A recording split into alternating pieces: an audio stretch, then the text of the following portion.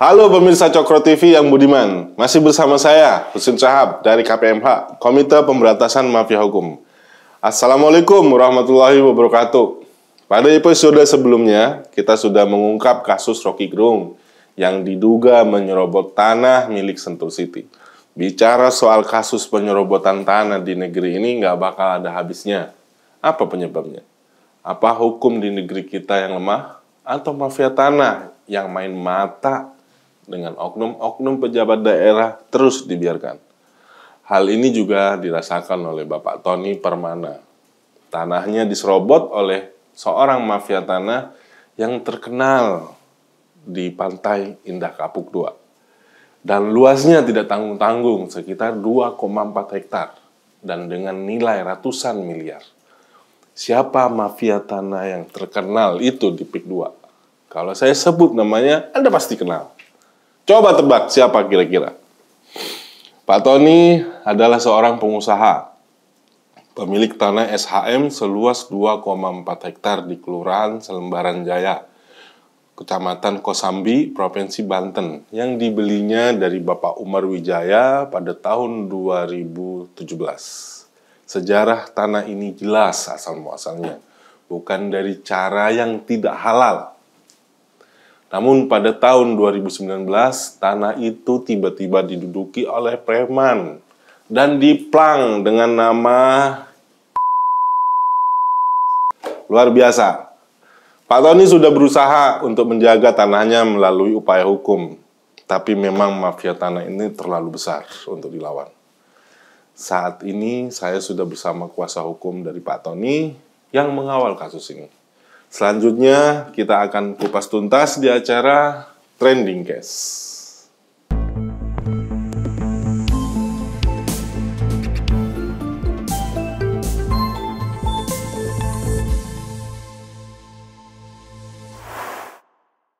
Baik pemirsa, saya sudah bersama kuasa hukum Bapak Tony Permana. Bapak Tony Permana ini tanahnya ada 2,4 hektar. 2 hektar itu sudah diserobot dan sudah dirusak segala macam, mulai dari beton apa segala macam. Terus kemudian ada 4.168 meter persegi. Ini juga jadi masalah dan sedang bersengketa di perdata maupun pidana. Walaupun pidananya sampai saat ini selalu dihentikan laporan dari Bapak. Saya ingin tanyakan langsung kepada saudara kita, Hema Simajuntak, seorang kuasa hukum dari Bapak Tony Permana. Bang, kira-kira nih, menurut Abang, saya pengen tanya secara langsung kronologisnya. Gimana sih sejarah awal tanah itu, terus kemudian tahun berapa Pak Tony itu belinya, bagaimana ceritanya, terus dibuat apa aja tuh tanah, seperti itu. Oke. Coba mungkin tanyain, mungkin nanti saya berikutnya akan tanya mengenai kendalanya, ya. Baik. Nah, mungkin bisa jelaskan dulu mengenai kronologisnya gimana. Baik, terima kasih Habib sudah mengundang kami ke sini. Jadi memang untuk kronologisnya, tanah klien itu ada kurang lebih 2,4 hektar. Ada 4 sertifikat. Jadi yang satu sertifikat ini 2 hektar. Okay. Ya, 3 ini totalnya memang kurang lebih 4.000 meter persegi. Ya, 4.168 ya. Iya, lebih segitu. Dan ini di lokasi yang sebenarnya lokasi sama. Iya. Hanya sertifikatnya yang beda. Jadi ini juga klien kami sudah membangun pagar batas dan ada gudang yang tadinya gudang ini rencana pabrik. Oh, buat pabrik. Iya. Namun pada tahun 2018 ini kita tiba-tiba dapat kabar ada yang menggugat.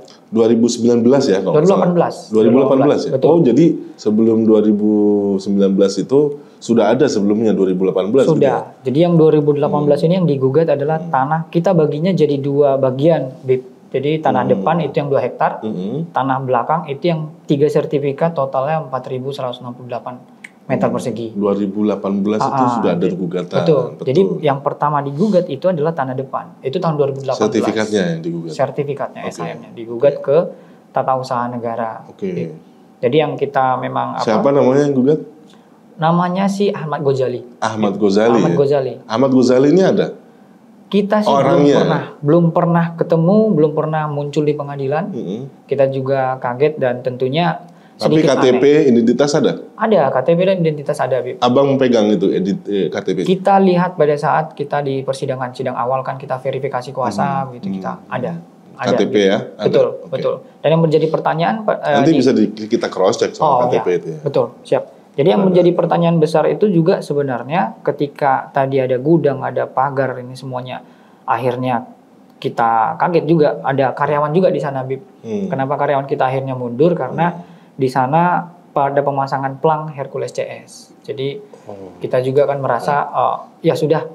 Takutlah preman, Hercules. Apabila kita coba lawan dengan ini nggak benar, kita koridornya salah. Gitu. Jadi lebih baik karyawan cari aman daripada ada pertumpahan darah yang nggak baik. Jadi kita ambil koridor hukum. Dan yang aneh kita melihat di sini adalah begini, Bib. Ketika ada SHM, SHM ini yang pertama sudah terjadi tahun 97, sudah jadi sertifikat hak milik yang tanah depan. Dari Bapak Umar Wijaya? Dari Pak Umar Wijaya ke Suantiti, Suantiti jual ke Pak Tony Permana, itu klien kita. Kemudian yang 3 sertifikat ini, yang lain tuh 3501 itu sudah jadi sertifikat di tahun 2007.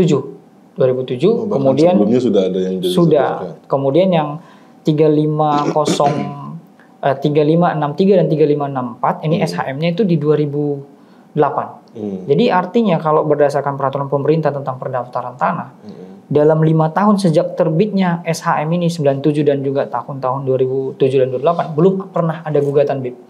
Belum pernah ada gugatan. Dan kalaupun akhirnya ada orang yang ingin menempati tanah di lokasi tersebut, mengaku membeli dari Girik. Yang harusnya digugat itu kan secara logika adalah penjual. Berarti dia menjual satu tanah di atas SHM orang lain. Masuk akalnya kan gitu, Bib. Iya, betul. Tapi pada faktanya yang digugat adalah pemilik SHM. Dan yang menggugat adalah pembeli. Padahal kalau kita berbicara soal logika hukum, ketika saya membeli tanah, ternyata penjual menjual tanah yang sudah bersertifikat dan sudah sejak lama, saya akan gugat penjual. Kalau logika saya, Bib. Malah kita dalam persidangan perdata, Bib, itu yang dijadikan turut tergugat adalah penjual. Nah, ini kan jadi logika yang agak simpang siur, padahal kita bisa buktikan sejarah kepemilikan tanah, bukti-bukti riwayat tanah, bahkan BPN juga mendukung kita semuanya.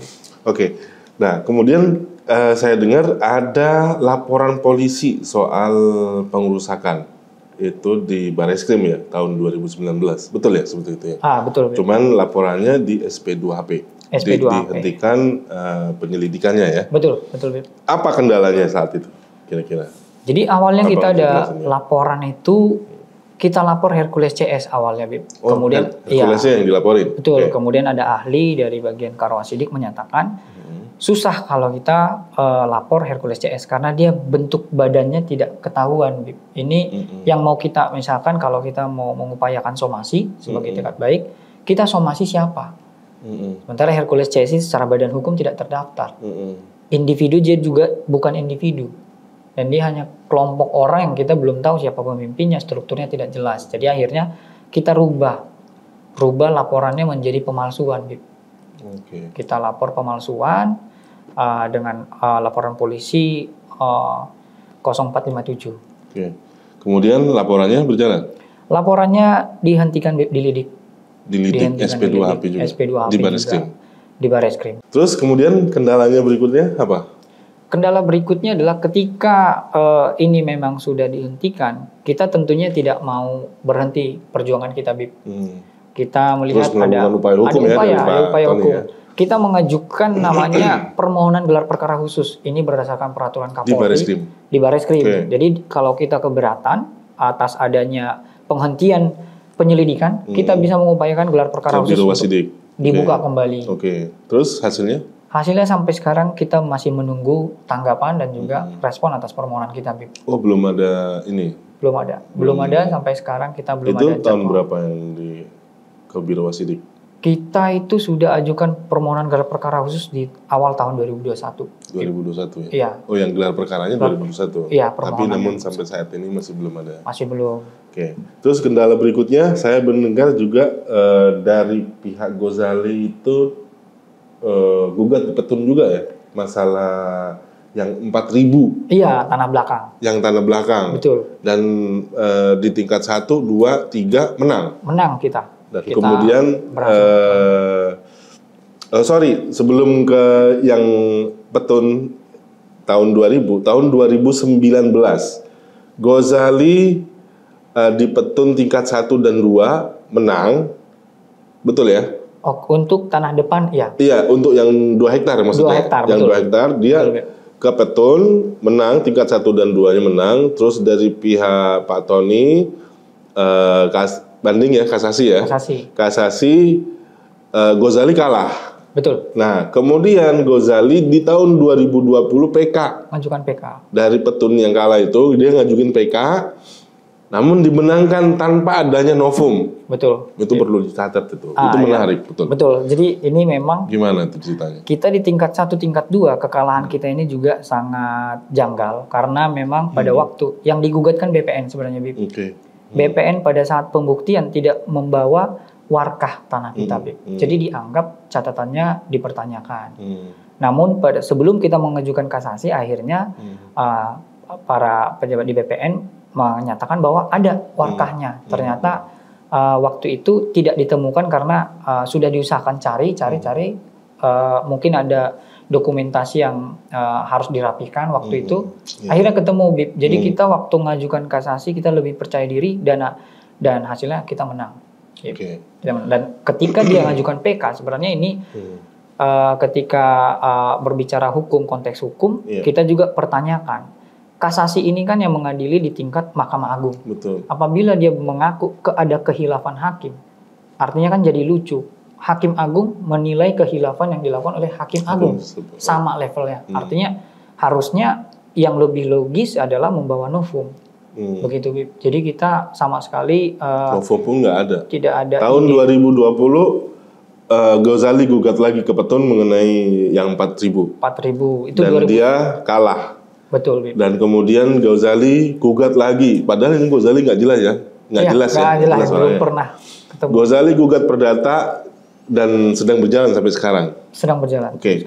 Saya dapat informasi bahwa tanahnya yang 2,4 hektar itu sudah dijual ke masyarakat. Betul ya? Saya konfirmasi oleh pengembang yang diduga dipasarkan oleh Agung Sedayu. Dan diduga dipasarkan oleh Agung Sedayu dan melalui PT Kukuh Mandiri Lestari yang penjualnya ya, ini bagian perusahaan yang menjual. Tapi kita ini masih dugaan, kita juga nggak tahu siapa. Dan di rootnya kalau nggak salah Bapak Nono Sampono.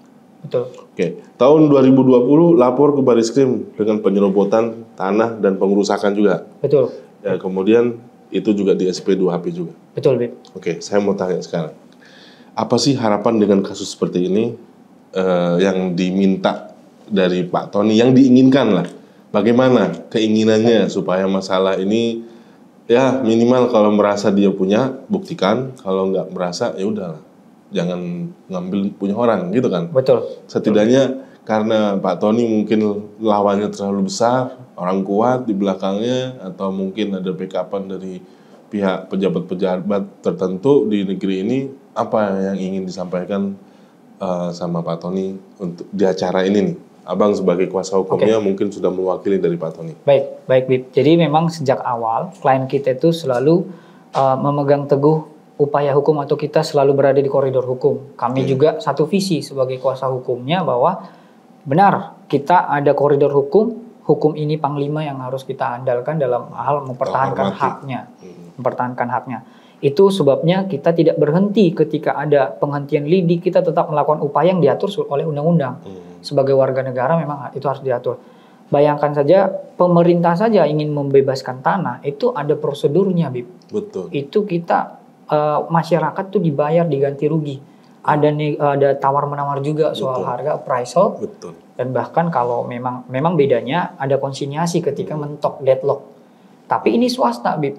Harusnya ketika jadi aneh gitu ya. Aneh. Jadi ketika pemerintah aja harus bayar. Harus bayar gitu ya. Ini swasta main serobot aja. Betul. Jadi kita Makanya ada laporan penyerobotan dan pengerusakan tadi, Bib, itu sebenarnya perbaikan dari laporan yang sebelumnya. Akhirnya kita lapor, yang kita tahu saat ini menduduki dan juga memasarkan tanah tersebut adalah atas nama PT Kuku Mandiri Lestari.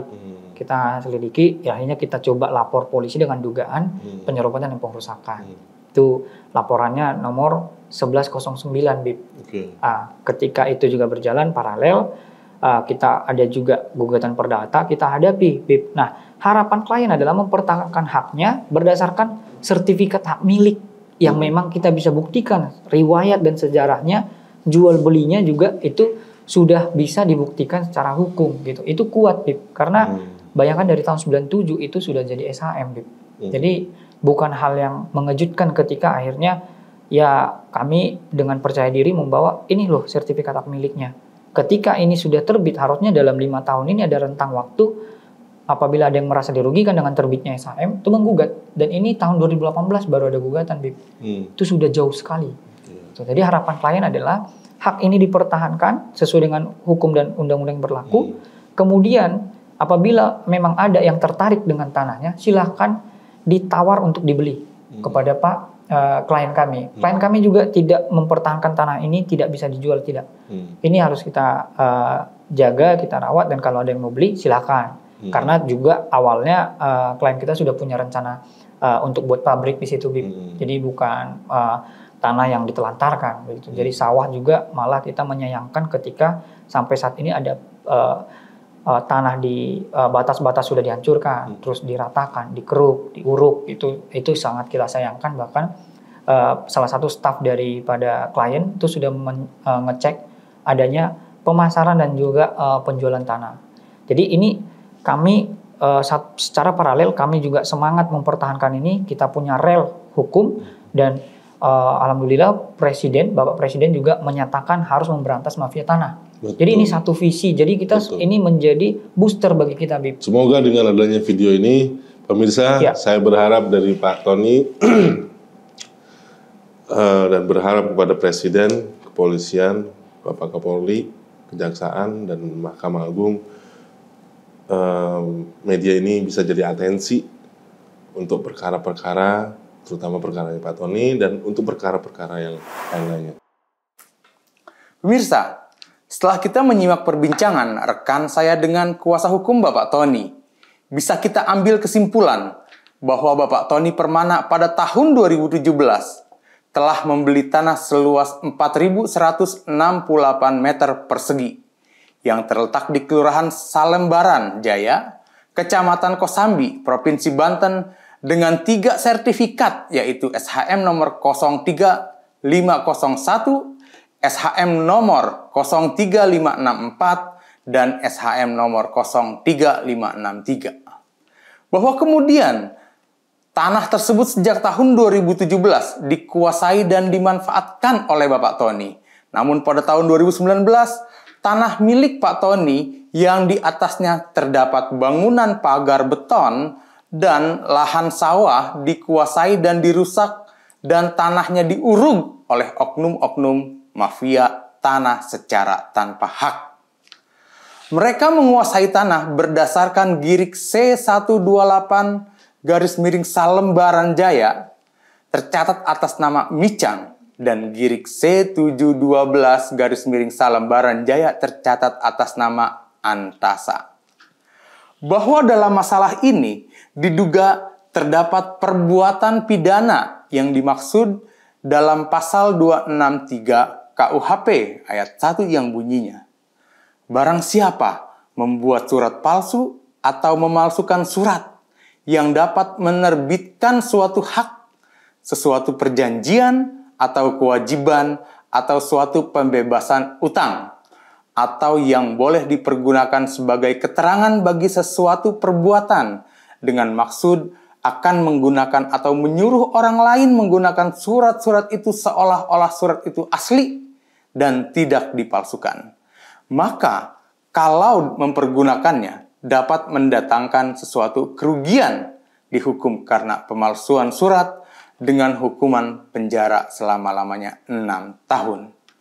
Bahwa dugaan pemalsuannya di sini didasari dari surat penjelasan mengenai Girik C nomor 128 dan 173 dan 712 dengan nomor surat 59301-7-603 KSJ 2021 tanggal 3 Juni 2021 yang dikeluarkan oleh Kelurahan Salembaran Jaya. Dalam surat tersebut jelas dinyatakan bahwasanya Girik C128 Salembaran Jaya tercatat atas nama Micang dan Girik C12 Salembaran Jaya tercatat atas nama Antasa tidak diketemukan.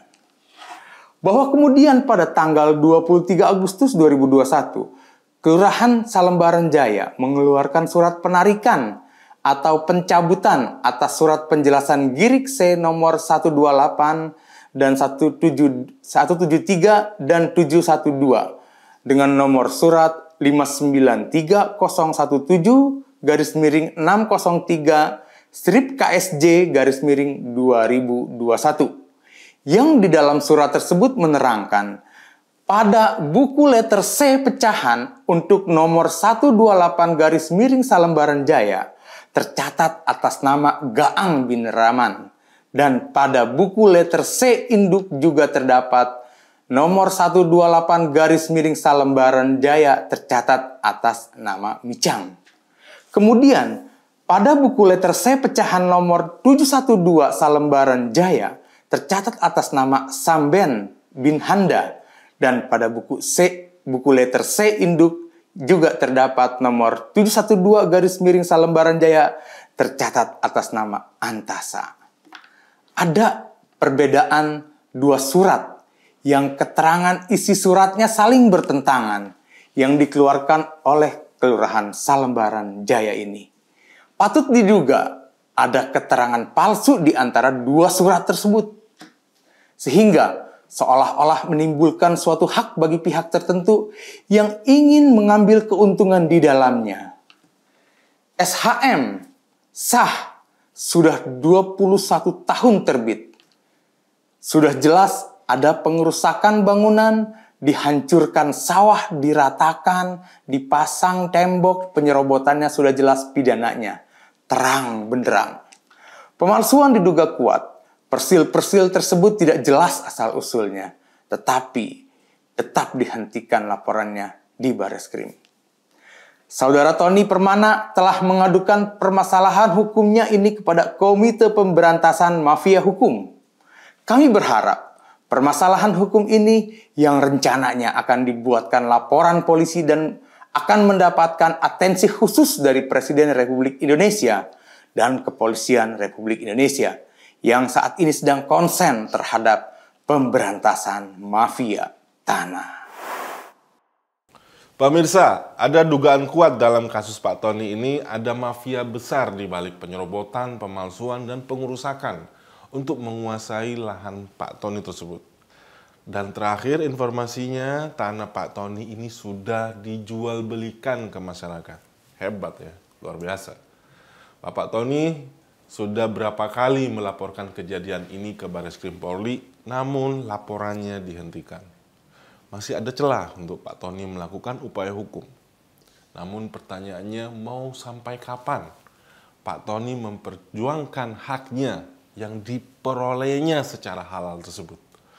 Melihat banyaknya kasus tanah di negeri ini, yang namanya reformasi pertanahan itu bisa dibilang gagal atau sengaja dibiarkan supaya penguasa lebih leluasa merampas hak orang lain. Wassalamualaikum warahmatullahi wabarakatuh. Sampai di sini dulu episode kali ini. Sampai jumpa di acara berikutnya di Trending Cast.